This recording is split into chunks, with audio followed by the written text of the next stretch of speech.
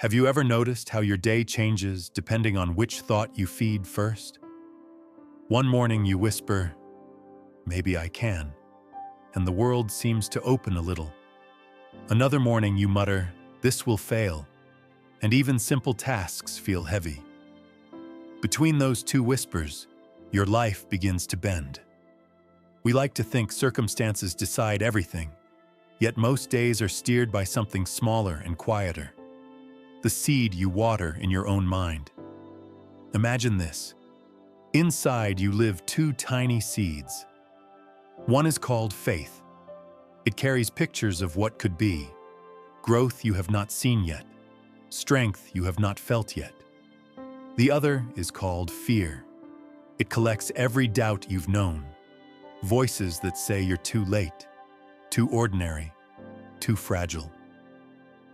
Both seeds are asking for the same thing, your attention. Whichever one you tend speaks louder. Whichever one you ignore grows silent. Stay till the end of this story, because a gardener in a small village will show us something most of us forget when life gets busy. Faith and fear are both planted in the dark, but only one is meant to meet the sun. If you have ever stood at the edge of a decision, hesitating between the hope that pulls you forward and the worry that pulls you back, this tale is for you. It won't ask you to deny your anxiety. It will ask you to choose what you nourish. Long ago, in a quiet village bordered by fields of wheat and streams of clear water, there lived a humble gardener. He was not known for wealth or status, but for his small patch of land and the way he tended to it with weathered hands. Each morning, he walked the soil, speaking softly to the earth as though it were alive. Yet inside his heart, a quiet struggle stirred. For as much as he loved planting, he was haunted by doubt. Some years, his seeds flourished, rising tall and green. Other years, storms came early. Pests destroyed the crops, and fear whispered in his ear, "Why plant at all? What if nothing grows?" He carried this weight like a shadow, always wavering between the hope of harvest and the fear of failure. One evening, as the sun fell behind the hills, he held two small seeds in his hand. They looked ordinary, but to him, they became symbols. One represented the fragile faith that still flickered inside him, the belief that unseen life could break through the soil. The other carried the cold silence of fear, the heavy suspicion that no matter how hard he worked, the ground would betray him. Staring at them, the gardener wondered, which seed tells the truth about life? The one that believes or the one that doubts? Tired of being pulled between two voices, he made a decision. He would plant them both. One would receive the care of hope, the other the weight of fear. Only then, he thought, would he discover what truly governs growth.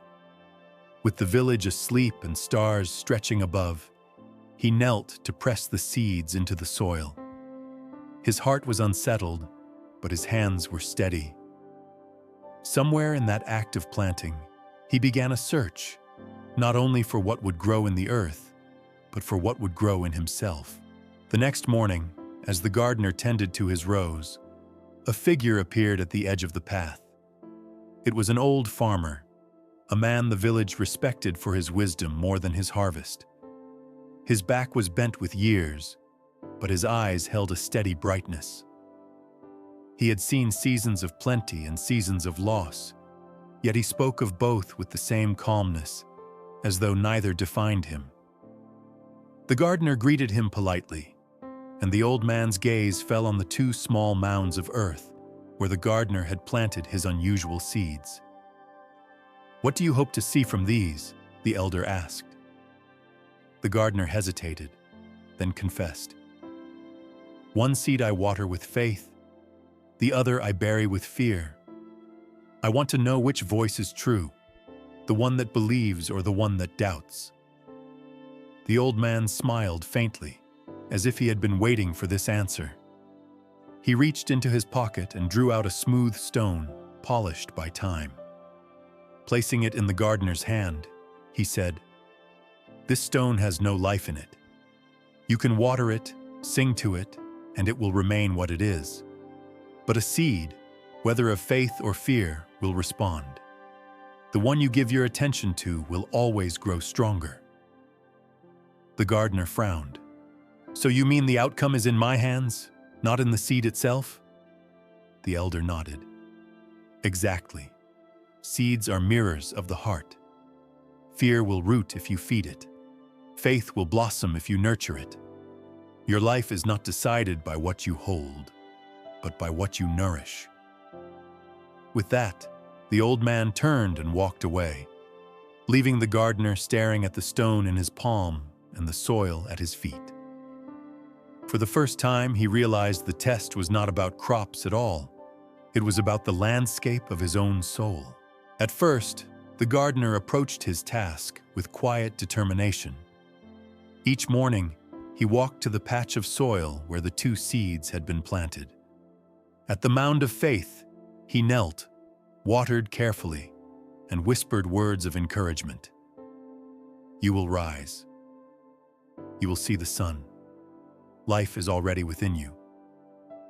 Then, at the mound of fear, he acted differently. He pressed the soil harder, poured too much water one day and none the next, muttering, "You'll probably fail. You won't last."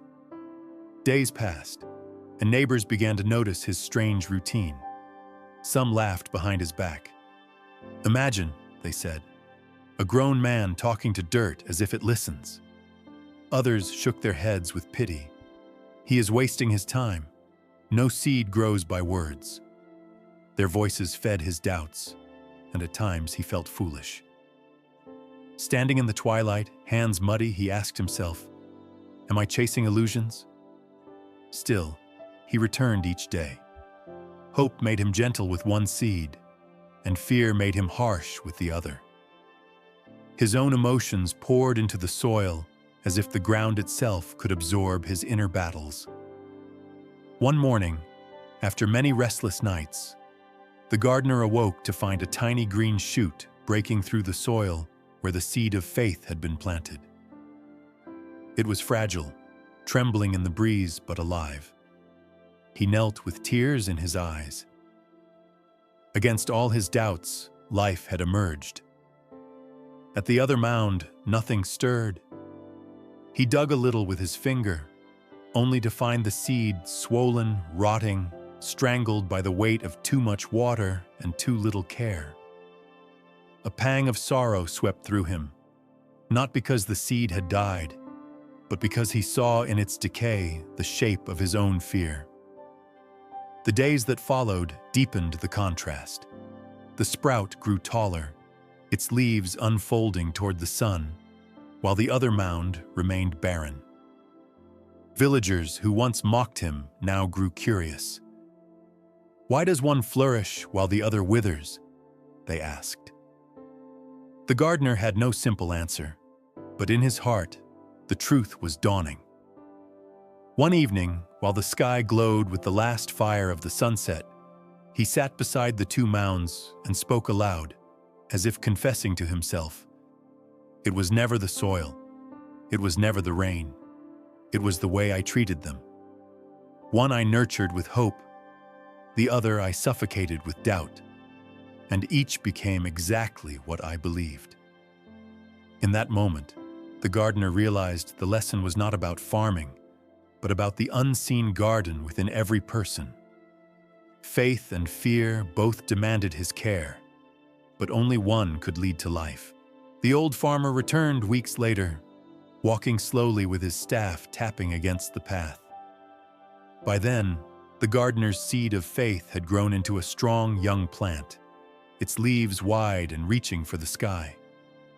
Beside it, the seed of fear had turned to dust beneath the soil, leaving only emptiness. The elder paused, studying the 2 mounds. "So," he said softly, "you have seen for yourself." The gardener nodded, his voice unsteady. "It was my own hands that made the difference. The one I watered with hope grew. The one I smothered with doubt died. Faith and fear both began as possibilities, but only one lived.